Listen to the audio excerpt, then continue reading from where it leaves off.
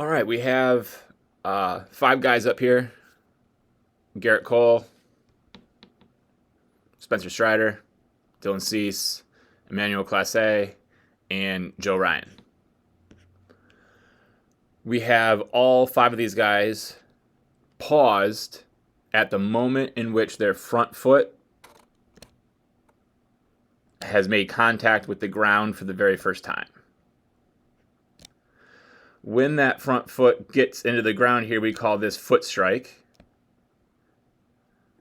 So when our front foot strikes the ground is where we have paused these guys' videos. At this foot strike position, we want to be able to check off a couple key positions with our body.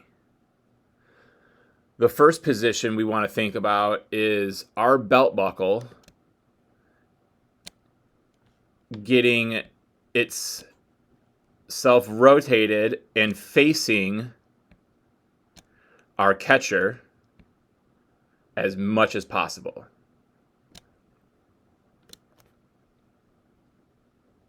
In order to get that belt buckle to be facing the catcher, we need this back hip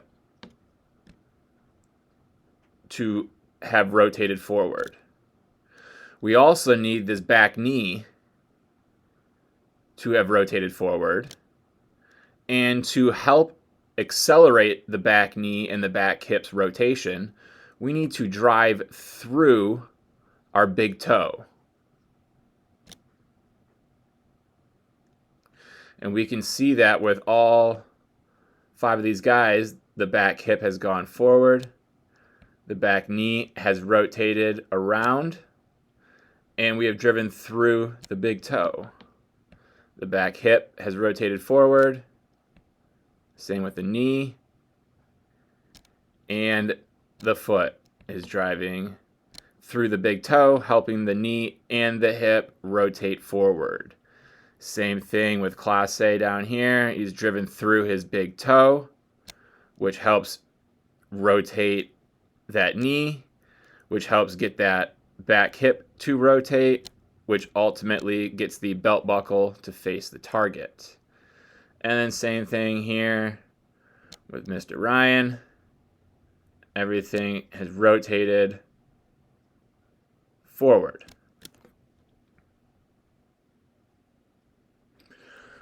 What we can also notice and want to check off is that the upper body has separated itself from the lower body. Our shoulders have separated themselves from our hips. And we've said everything with our lower body has rotated to the target. And we just said we want to separate our shoulders from our hips. So our hips going to the target, we need to separate that. So that means the chest, the shoulders, need to continue facing the same way they started. With all five of these guys being right-handed, that means their chest remains facing into third base dugout, while the hips have rotated home. So if we clear all those arrows up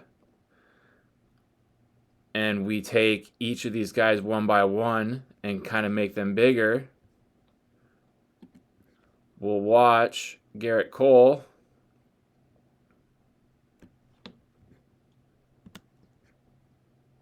in full speed, and then in slow motion we will pause him at that foot strike position.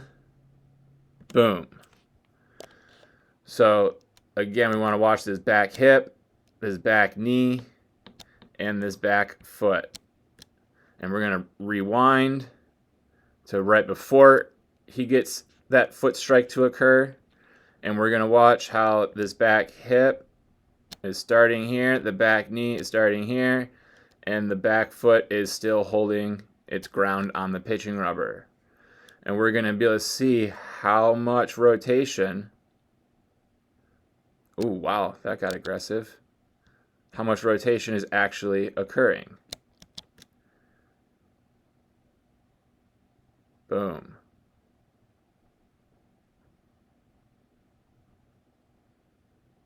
Boom. Boom. Let's take that to our next guy. Spencer Strider.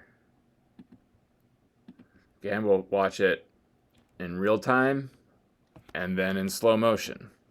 We'll pause Strider at his foot strike position. Boom. Okay, we can see back hip is here. Back knee is all the way turned over. Back foot all the way turned over. We rotate, or rather, we unrotate that and we take him back. And we can see when he begins rotating just how much everything gets to rotate forward.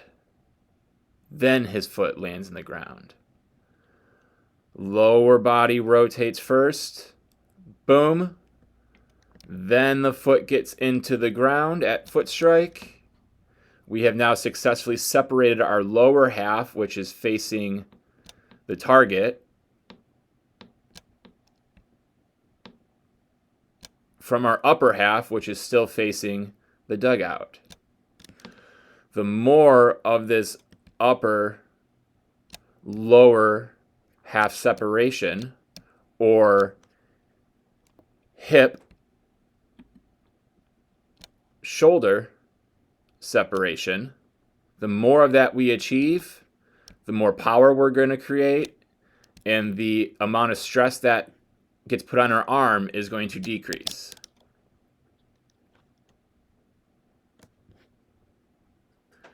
Let's take this to our next guy, Class A. Again, we'll watch it in real time and then in slow motion.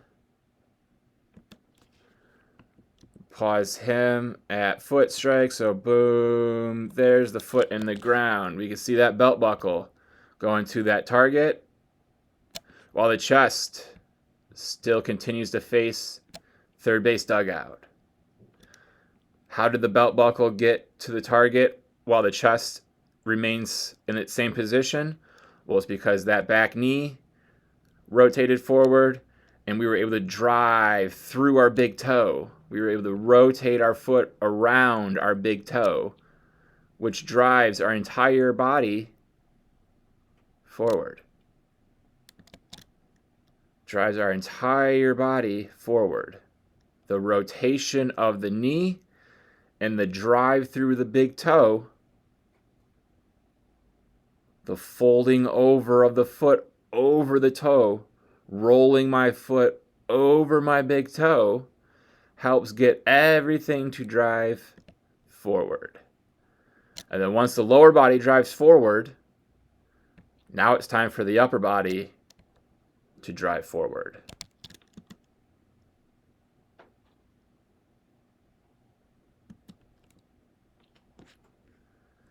Go to our next guy, Dylan Cease. Again, first one will be full speed. And this next one will be slow motion. We'll pause it at foot strike. Boom. We can see that same thing, driving through that big toe, folding his foot over his big toe, extending his leg through that big toe, reaching away from the pitching rubber through our big toe. So that way our back knee can rotate forward, along with our back hip can rotate forward. Boom. Boom.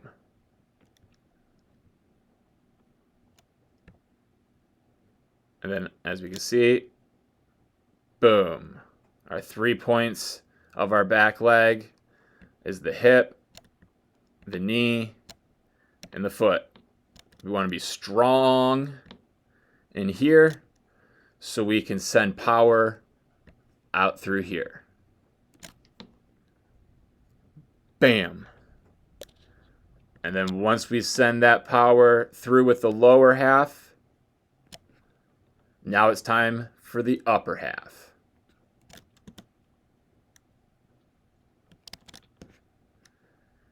And where's our final guy? Joe Ryan. You guys already know the drill. Starting full speed. And then we'll go slow-mo. Pausing it at foot strike, where we can see again driving through that big toe, rotating that knee all the way down and around, getting that back hip to drive itself forward, which gets the belt buckle to the target, which is our catcher. All meanwhile, our chest, our upper body has separated itself from the lower body. Lower body is going to the target. The upper body is fighting to not do that, which means stay back. So that way, once this lower body creates all this power, now we can send it up to the upper body to send all that power out. All right, what we're discussing next is the front leg. As we see, got this nice, good alignment of the hip, knee, and foot going to our target. Everyone's going to have slightly different angles in their lead leg. All right, but the important part is that we rotate this front leg just like we're rotating the back leg. And we can see that the knees are almost synchronized up, synced up, synced up. That the knees are synced up. When the back knee's rotating, so is the front knee.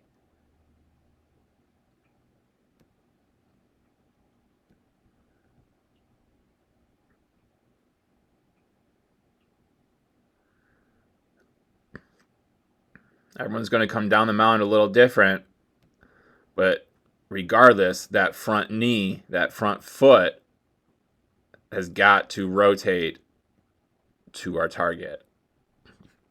Once that foot gets in the ground, we have taken energy and we have sent it down this mound. We have sent the energy from the back foot to the front foot. And now we got to get this energy from the front foot up to our upper body and then out our upper body down that mound. And this front leg is a huge piece of that. We have to make sure that this front leg becomes a firm, fixed point that we can drive over and rotate around. We need to be able to drive our trunk,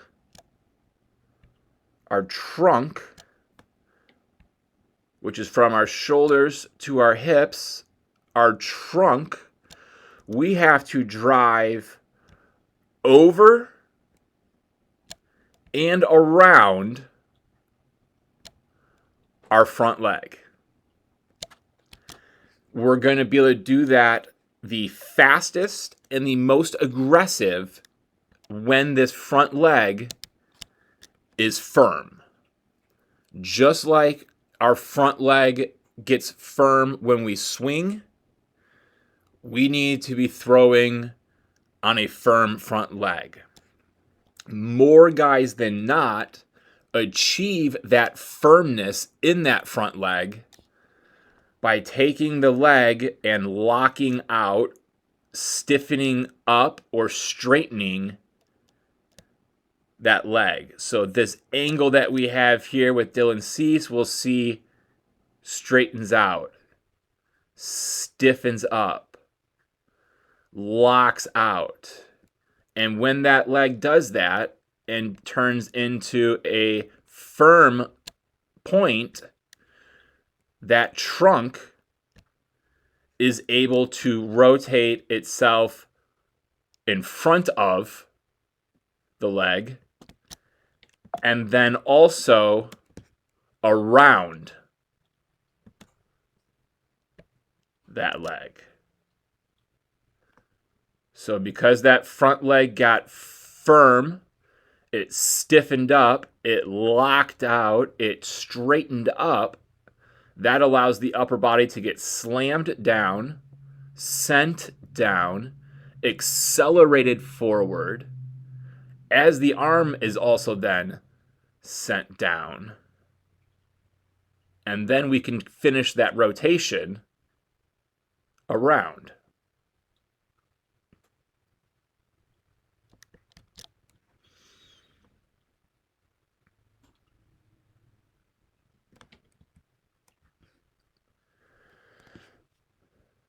We'll come over here to Class A and we'll look at that same thing. So here's that angle in that front leg. We need to now be able to get that trunk in front of the leg and then around the leg. So we'll watch and see how it doesn't lock all the way out like C's front leg did, but it is firm. There's firmness there, meaning the knee does not drift forward. The knee, in fact, does some of that locking out, locking out, locking out.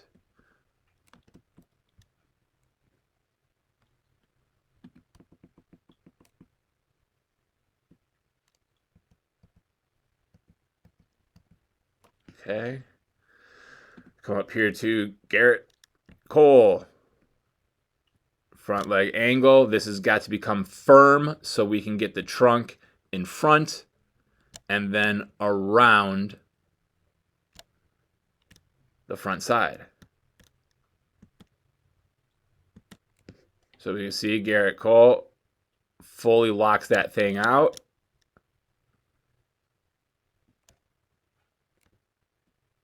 Starting here. Gets to there. And what's that helping? That's helping get the trunk out in front. Out in front. Down the mound. And then ultimately, what else? Around.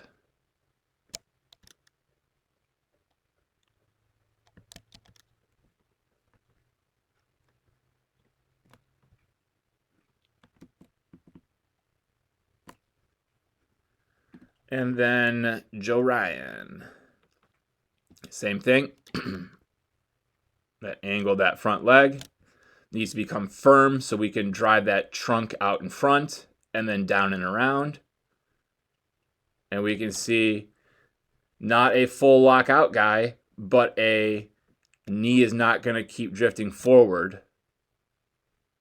So that way it is firm. Now it's locked out. And now I can rotate around it. Around it. Around it.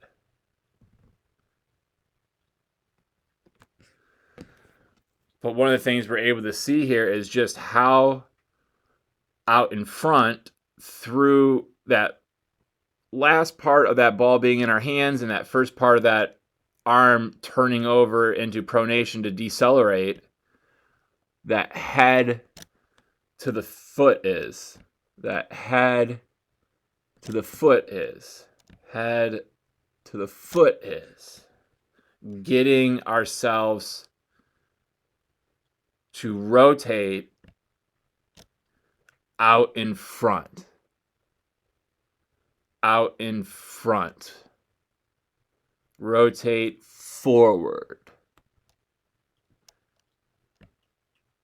Being able to rotate forward. That's all because that front leg becoming a firm, fixed point that we can drive our chest down to help accelerate our arm out in front.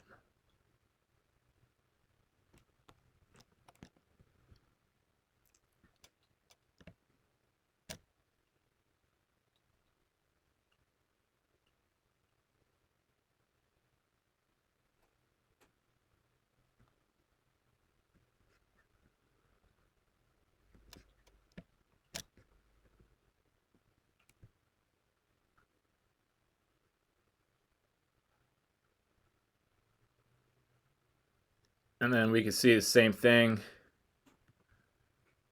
The Strider is a lockout guy. Stiffening that thing up. Straightening it up. So that way the trunk can get sent forward. Boom. Foot strike, he's here. So as well, we can see getting himself out over that front leg because that front leg became firm. It became a fixed point that we can get out in front of and then also be able to rotate around.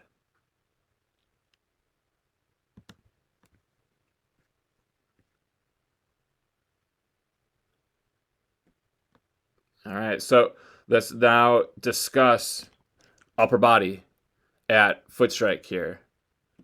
So again, we're looking at this part of our body. And the first thing we want to think about is our throwing arm. We want to have a 90-ish degree angle in both our elbow and our armpit.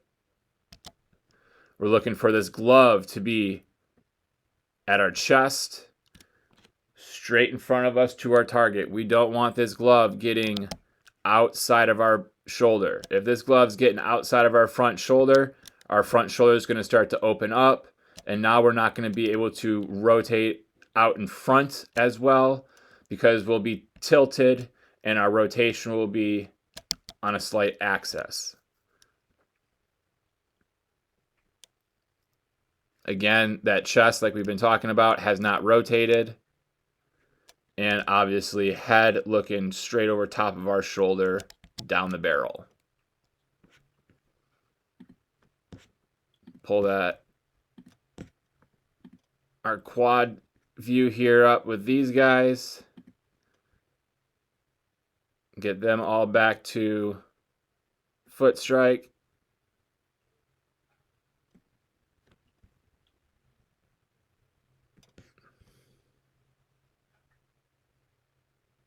Okay, so as we can see, everyone's glove's in a slightly different position, but the overall theme is what? Glove is in line with chest. Glove is in line with chest. Glove is in line with chest. Glove is in line with his upper body. I don't want to say chest because chest is up here. It's more in line with his midsection. None of the gloves are outside of their bodies.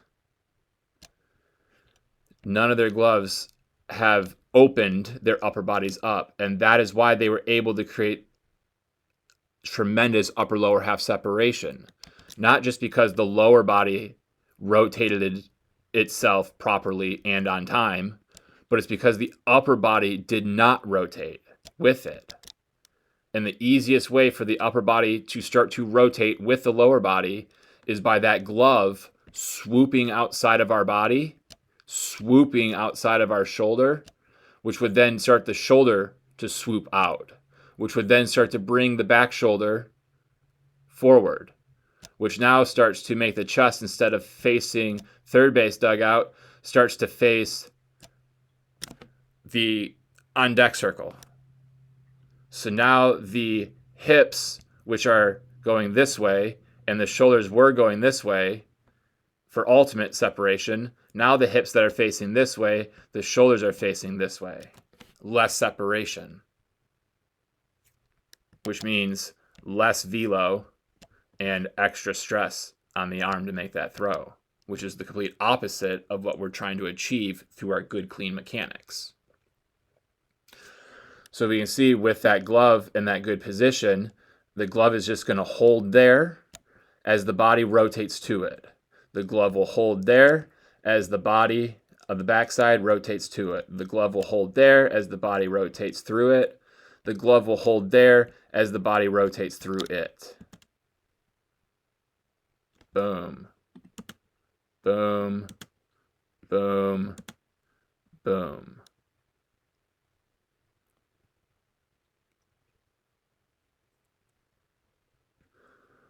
As long as the lower body takes care of business,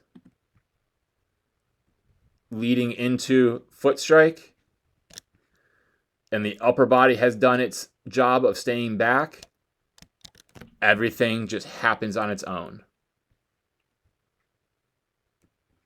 But that's why it's so critical that the lower body does its thing on time, and on time meaning by the time that foot gets in the ground, and doing its thing meaning fully rotated as much as we possibly can.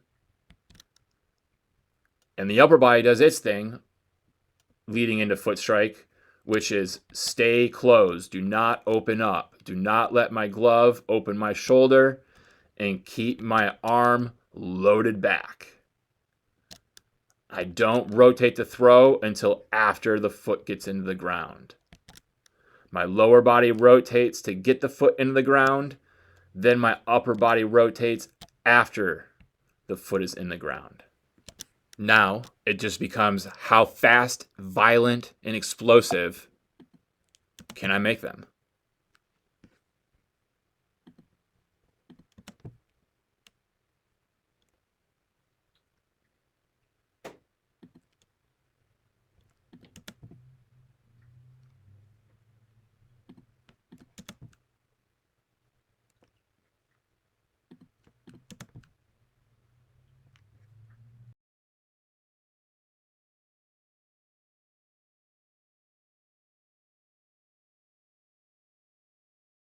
All right, we'll let your video play through here 2 times. First time will be all one motion so you can see what you look like synced up from multiple points of view.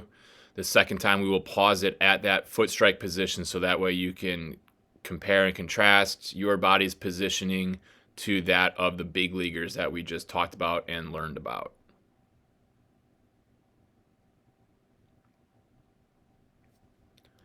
So right there is our foot strike position. So we separate the body into 2 halves, upper half, lower half. We said at foot strike, which again is the moment in time that this front foot gets into the ground, gets into the ground, gets into the ground, gets into the ground. That is foot strike. At foot strike position, we need that lower half to have rotated to the target while that upper half fights to stay back.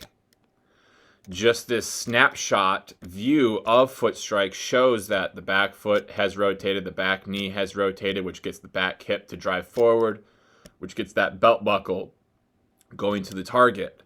We look at that front leg and it's at a good strong alignment to the target.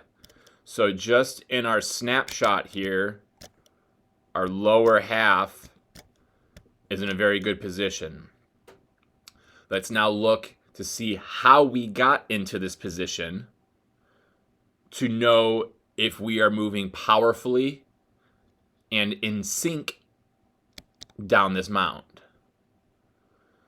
So we back ourselves up as we're going down that leg lift. As that leg lift is descending down, we can see that our body is gaining ground towards the target. We're gaining ground towards the target. We're also sitting into that back hip. We're sitting into our back glute, back hip, which is going to help us be able to keep our weight back. And if our weight is able to stay back as we go down the mound, we will at the very end be able to rotate and drive it even further. However, what we can see is this front foot here rotates to get into the ground, rotates to get into the ground, but this is not doing any rotating. So we're really getting that front side to open up and clear, but we're not having the back side fill in behind it and drive and rotate. And what we're going to notice to be able to really see this point is just pay attention to the back foot. We'll even zoom it in a little bit back there. Okay? And let's watch how as we rotate, it's not really a rotation. It's my back foot is just going onto my toes. My heel's coming off the ground, and I'm going to my toes. There's no rotation occurring in that back foot right now. And because there's no rotation in the back foot, the back knee can't rotate as aggressively, as quickly, as violently. And if it's not rotating quickly, violently, or explosively to the target, it's not going to help us throw the ball with more intensity and violence. So we have to remember that we need to rotate our back foot forward while the front foot is rotating forward. Instead, what we see is as your front foot rotates forward, your back foot just lifts up off of the heel and goes to the toe. So now we're in our toe as this foot is almost completely into the ground. So now most of my back foot's drive and rotation forward, most of my back hip's rotation and drive forward is occurring later than the rest of the rotation. Okay, we can see just how much of that rotation is occurring after foot strike. So there's our foot strike. We continue out of foot strike. And we can see how much more that hip gets to go forward after foot strike. We want that hip to already be going forward as we get into foot strike. So our back foot, back knee need to learn how to rotate forward sooner, earlier, more cleanly. And more cleanly meaning I'm not having to go up onto my toe of the back foot. I want to rotate over my big toe, not go up onto my big toe. We don't want to be going on to tippy toes. We've already seen that with the big league videos, but we'll send it back one more time and show you these guys doing it again. Let's try to find some guys that we didn't use before.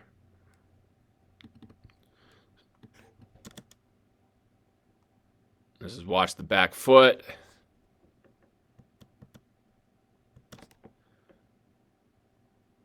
Boom. See how it's rotating forward? That heel's not popping up off the ground. We're not going into our toes, right? We're watching back here, this back foot.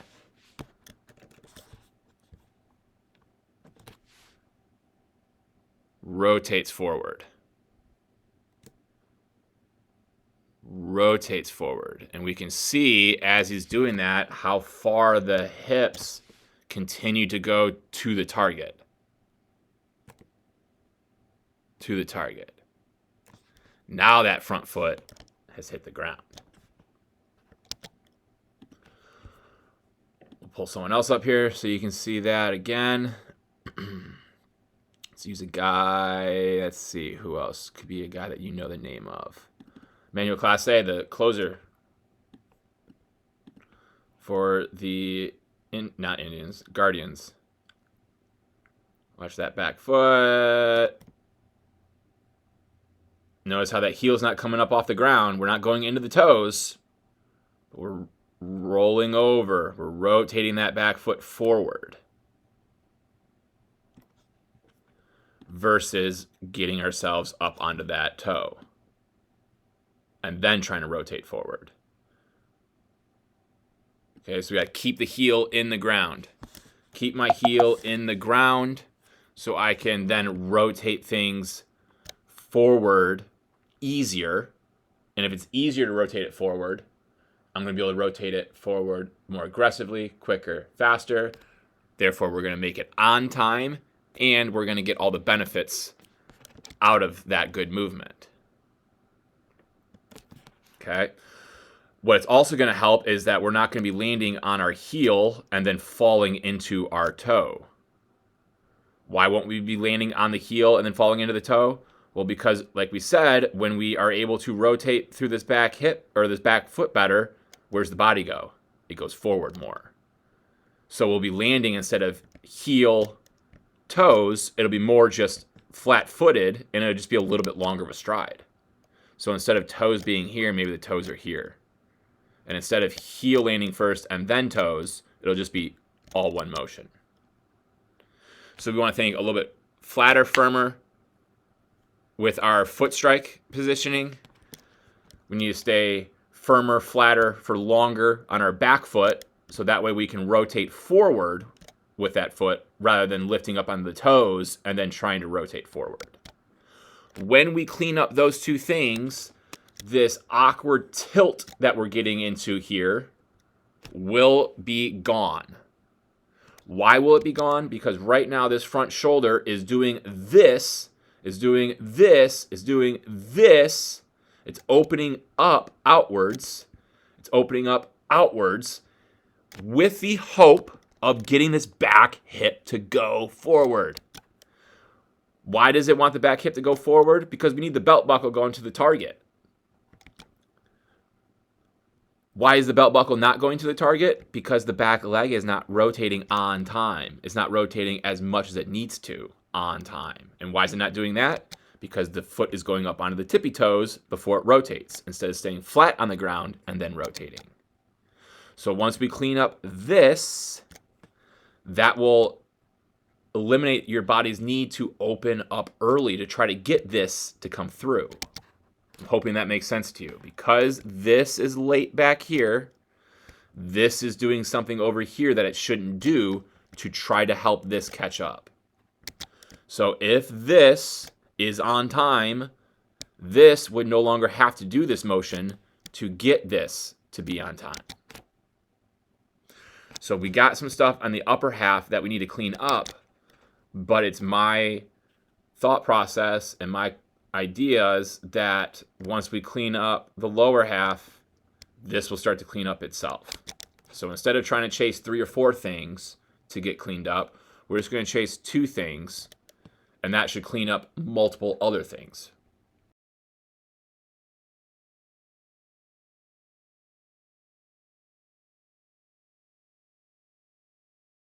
All right.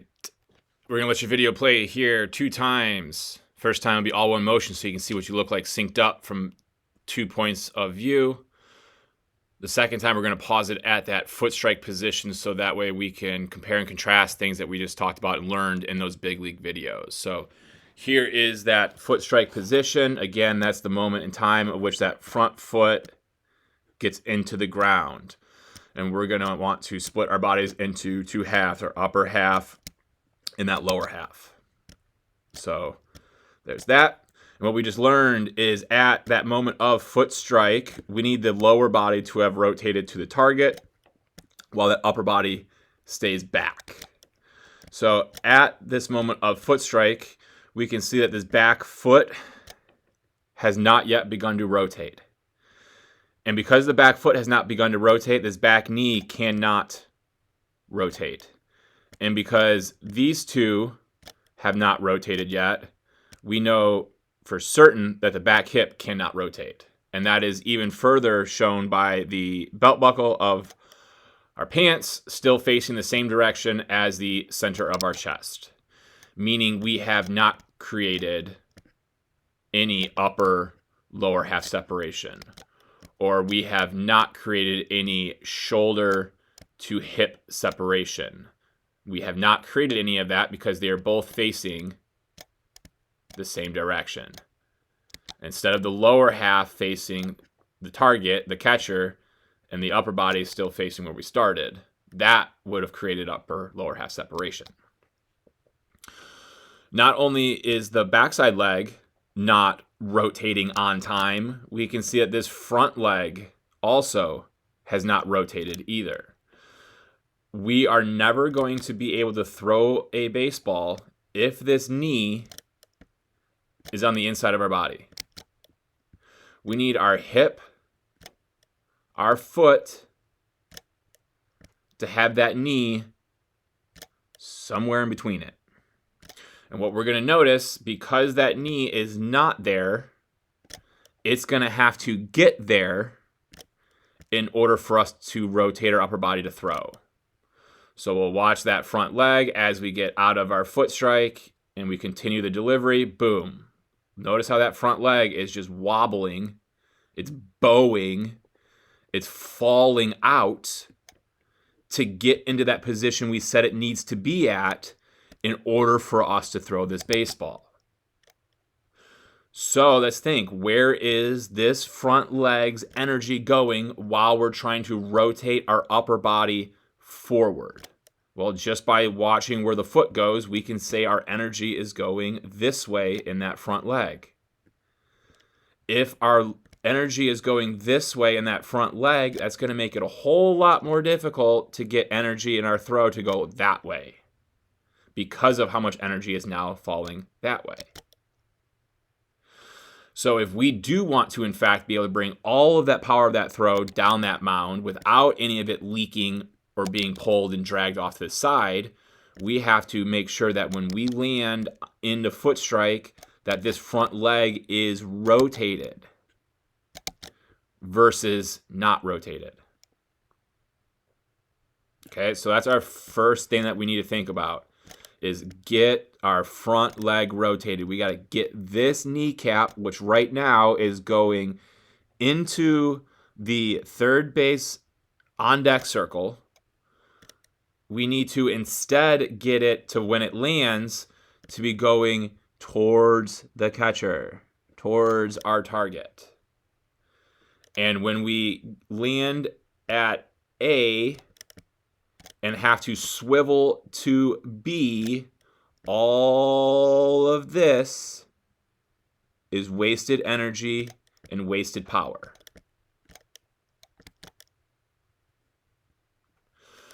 So, how are we going to get this front leg to be more rotated?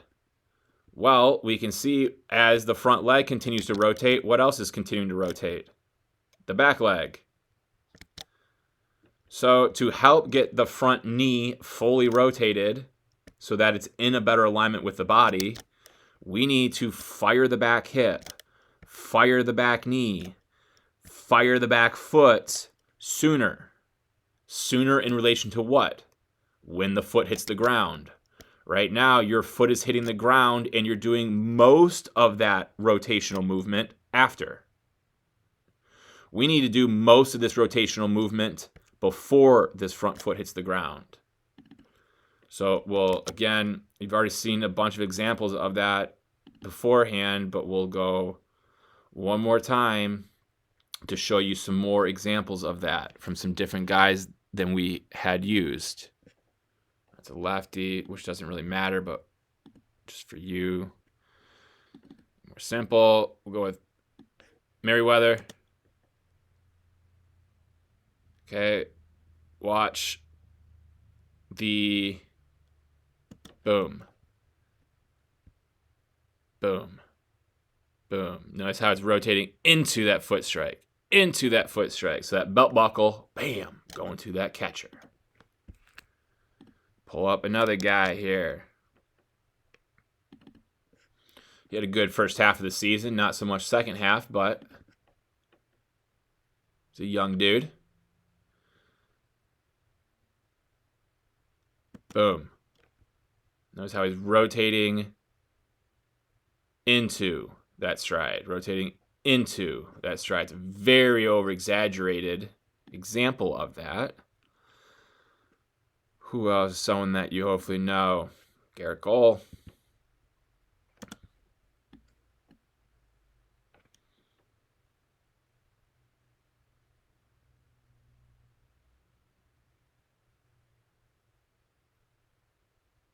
See how it's rotating into that stride? Boom, into our foot strike, into that foot landing in the ground. Yes, it still rotates after, but it's not as much after because we've already done most of it before versus almost none at foot strike compared to how much more at foot strike.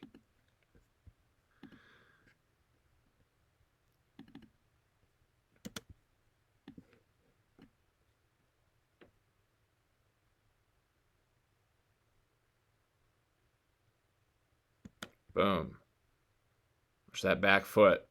Rotate on one leg. We got to rotate the back leg on one leg.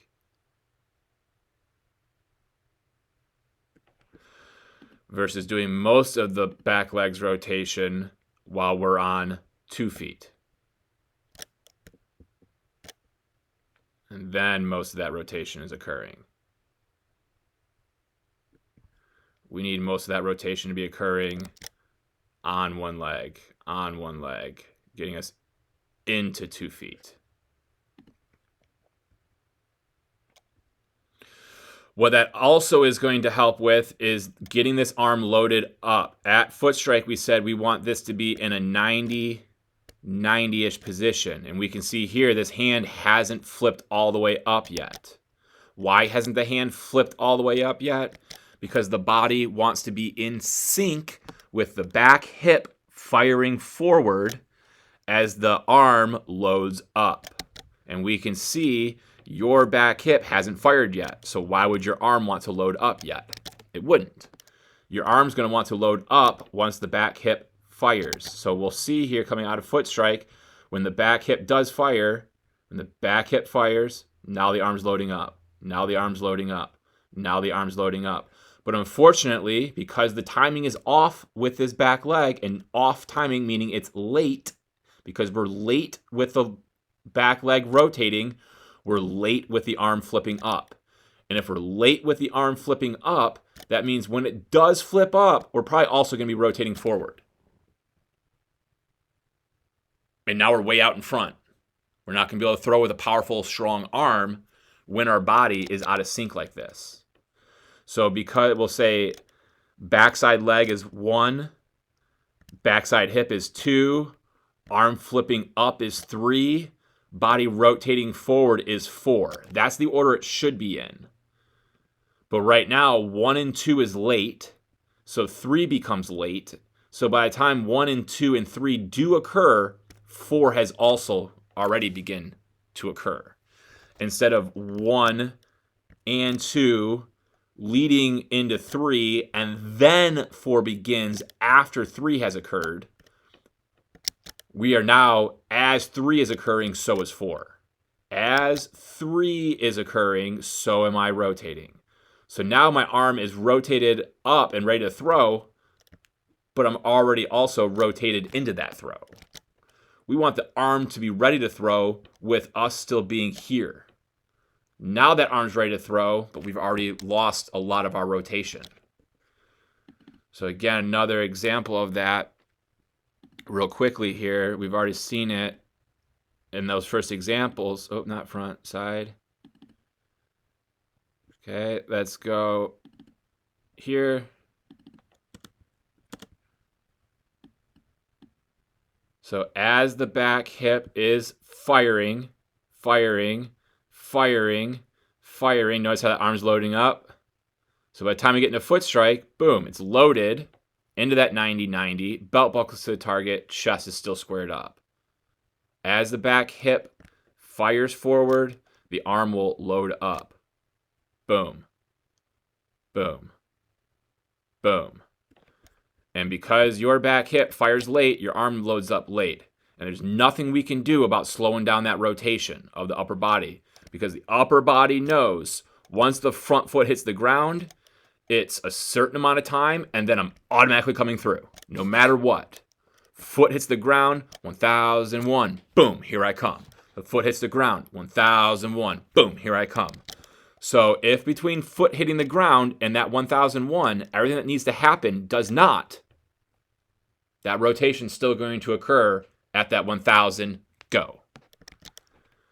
So in order to get the arms synced up with the body, we need to get the legs synced up with the body. And for the legs to get synced up with the body, we need the legs to be firing sooner. And not only do we need the back leg to fire sooner, we need the front leg to rotate more. So we got a lot of lower body stuff that we're going to be working with you that'll help feed your already fast, aggressive moving upper body, your arm that has good layback already to it. We just need to make sure we're laying it back with the body in a good position, so that way we can accelerate, bam, that throw out in front with that good extra power, rather than us falling forward with it. Let's think, why after I throw am I falling forward? Well, we said when we rotate and drive off this back leg, what's it do to the back hip? It drives it forward. Okay?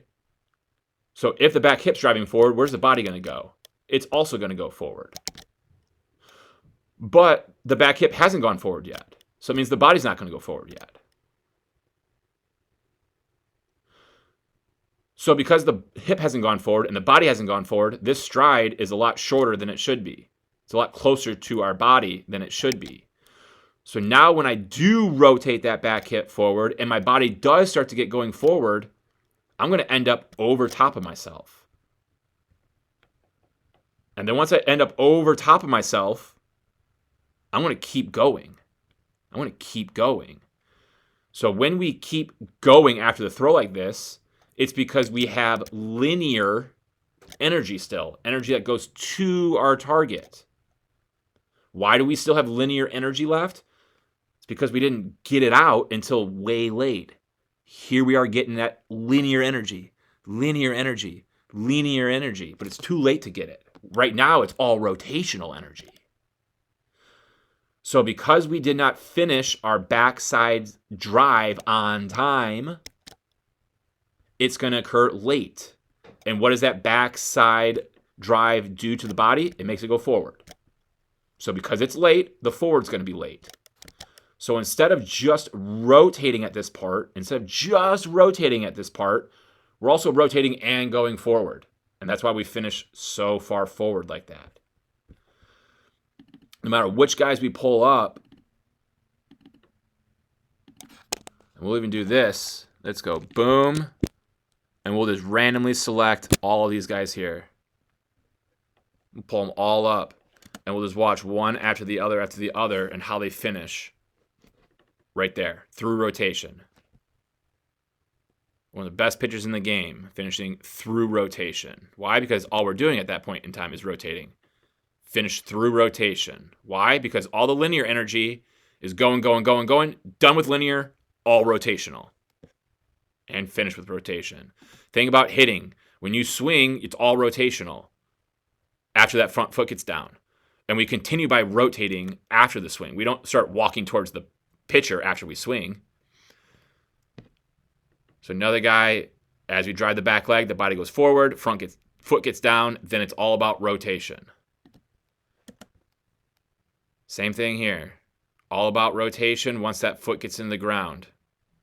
Go forward, foot in the ground, rotate it around.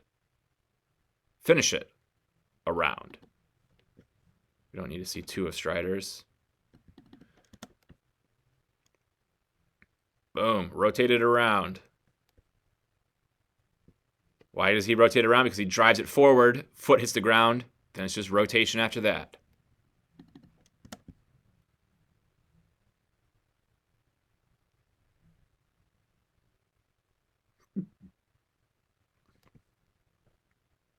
Boom. Boom. Same thing here. No matter if it's a slide step, wind up, full leg lift. Everything's going to remain constant. No matter if you got long arm, short arm, compact arm. Everything's rotation.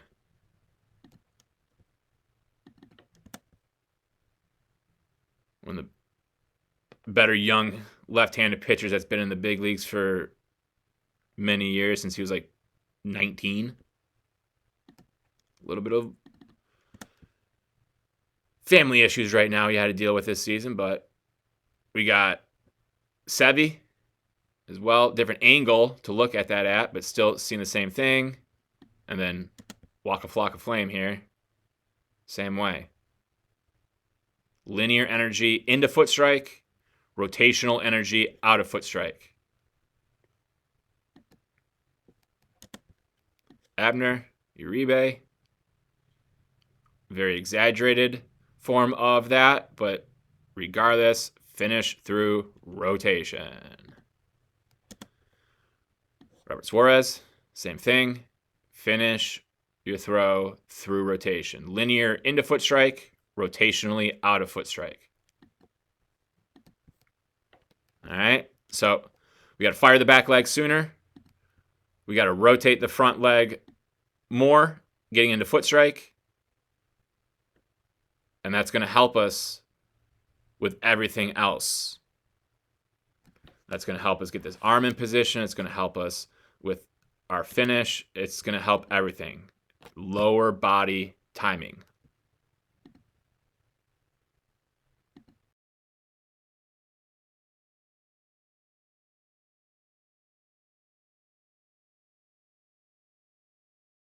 All right, bud. We'll let your video play through here 2 times. First time will be all one motion so you can see what you look like synced up. And the second time, we're going to pause it at that foot strike position so that way we can talk about the positions your body's getting into compared to the positions we just saw all those big leaguers getting into and through. So let me pull up my marker here.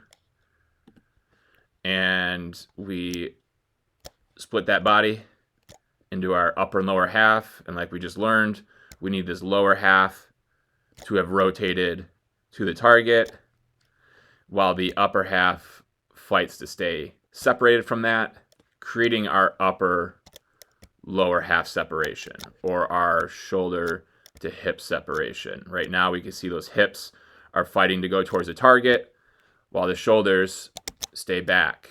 So the angle that our hips are in is different than the angle our shoulders are in. So if we just snapshotted this, we would say we're in a pretty darn good position.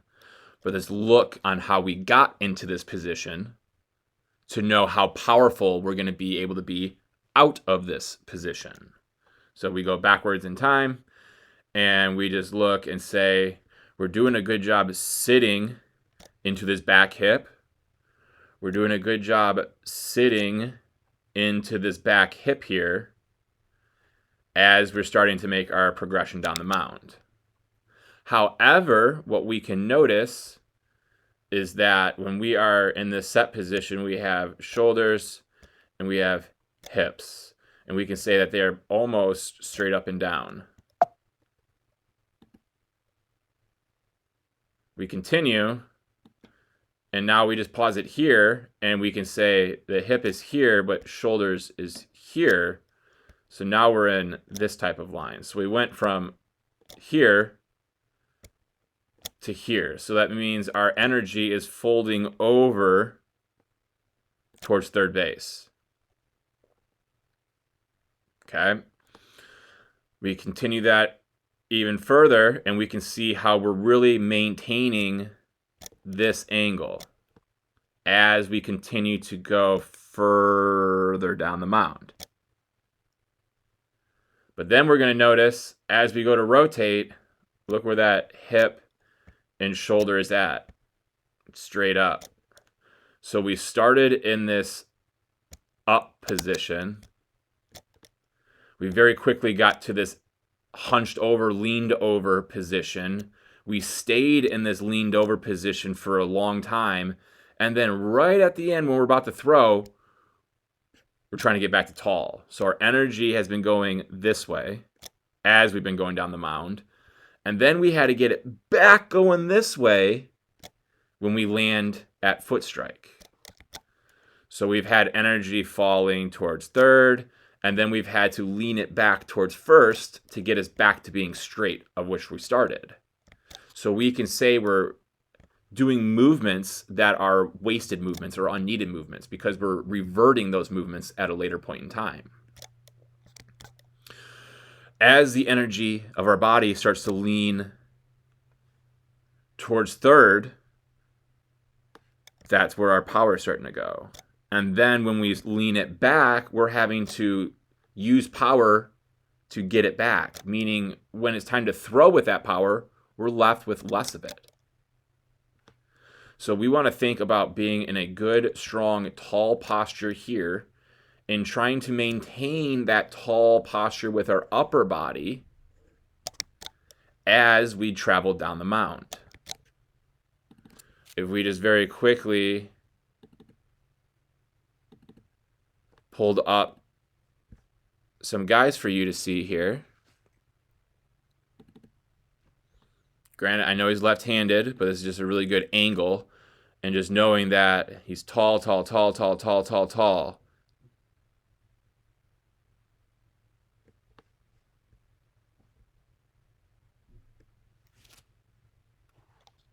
Right, you guys both have that same good sit into the back hip, sit into the back hip.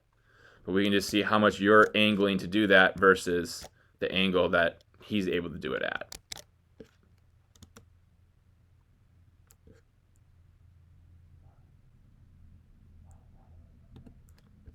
Okay. Another example. Let's get those are lefties. Bobby Miller. You said that you like to throw hard. Bobby Miller throws hard. Fastest average fastball from all rookie pitchers this year at like 99 point something or another. That obviously was a breaking ball. And there's his fastball. All right, let's just watch. He's starting tall. He's staying tall as he goes out versus how much you are hunching over. Bobby's able to stay taller.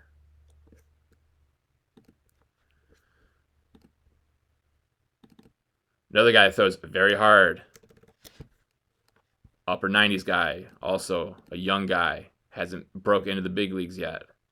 But his watch, start tall, stay tall with that upper body. So we just need to learn how to keep our trunk or our upper body in this alignment as we travel down the mound. It starts in that alignment. It gets to that alignment. Let's try to maintain that alignment instead of hunching over. Let's try to stay a little bit more vertical upright as we travel down the mound.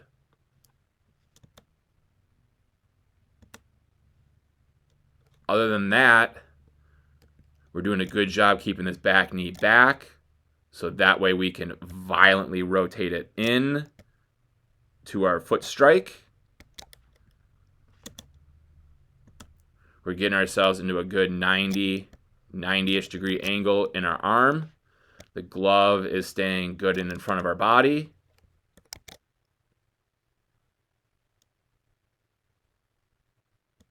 Now, the last thing we're going to think about is driving this trunk down to help our throw accelerate down.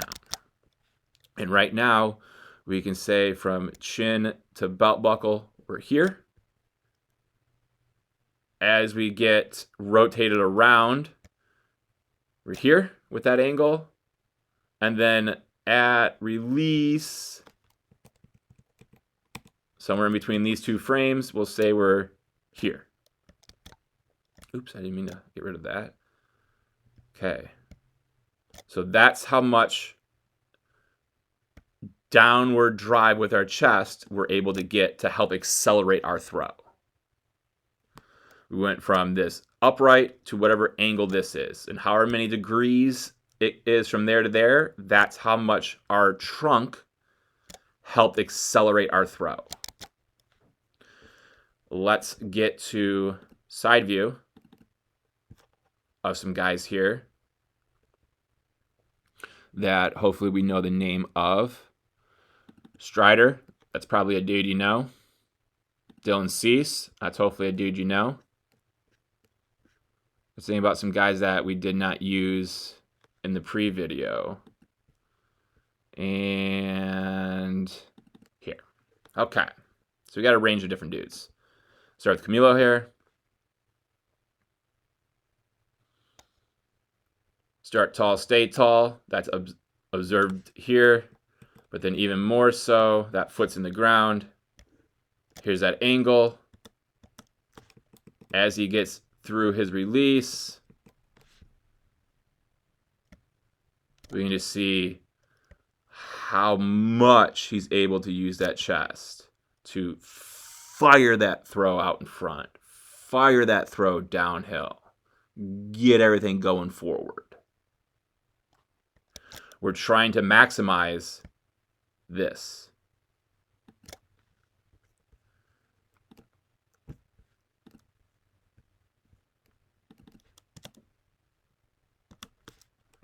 So there he is at foot strike. We'll bring him over to these lines. Boom. Ball's out right there, and he's following very similar lines.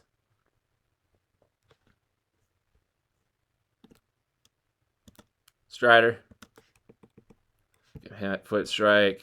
Get him on those lines. We'll run that again. It's a little slower.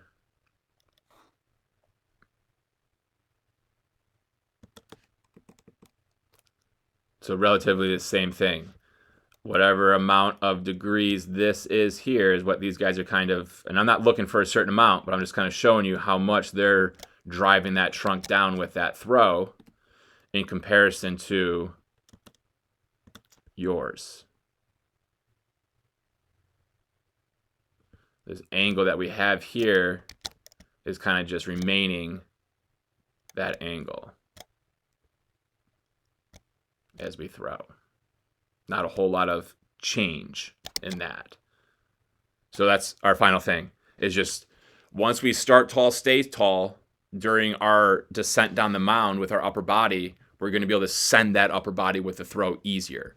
But because of right now, your upper body is going towards third, then it's got to come back towards first. It's hard to get it slamming down towards home. It's going to be easier for it just to keep going towards first. Going towards first. So we just need to think about utilizing this big, strong part of our body more throughout our throw. We need to keep it in alignment for longer to be able to use it with our throw. But all in all, a lot of the good things that we're doing here to create power.